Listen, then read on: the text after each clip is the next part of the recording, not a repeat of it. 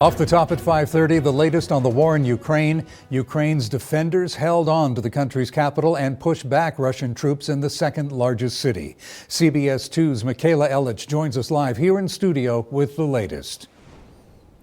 Russian forces have been pushing to take over Ukraine's capital.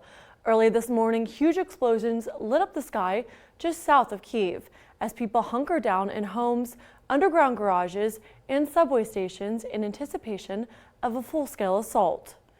Kharkiv, the nation's second largest city, remains under the control of Ukraine's military after they pushed back an overnight offense by Russian forces.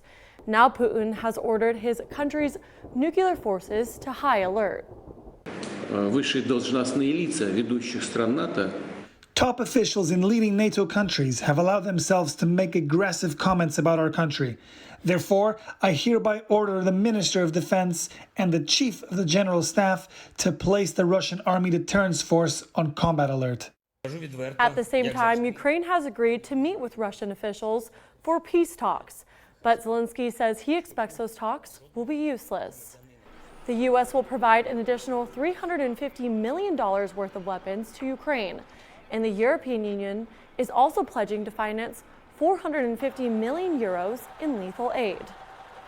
Since the invasion, more than 150,000 refugees have poured into countries bordering Ukraine, and the UN warns that the number could grow to 4 million if the fight escalates. Live in studio, Michaela Ellich, CBS 2 News. Michaela, thank you. At rallies across the nation and here in the West, people are protesting the invasion of Ukraine. Let's take a look at this rally. It was held yesterday in Seattle. Olena Sherbukov showed us cell phone pictures of her friends and family taking shelter in a basement far from home as they try to flee the fighting. Her constant worry, are they safe? What happened near you?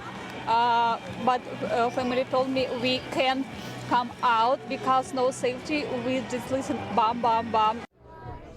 Others at the protest are likewise worried about those left behind. Many carry signs with pictures of their loved ones. In downtown Portland this weekend, a sea of yellow and blue, the national colors of Ukraine. Here they demanded that NATO countries stop buying Russian oil, saying it's helped financing Putin's invasion. And there's one more protest I wanted to show you, this one on the steps of the Utah Capitol in Salt Lake City. Among the speakers, Tatiana Walker, who has lived in the United States for 10 years but grew up in a free Ukraine. And a familiar story, most of her family are still there. I'm first generation that grew up in a completely independent Ukraine. So are my friends, so are my siblings, and we're gonna fight till the end.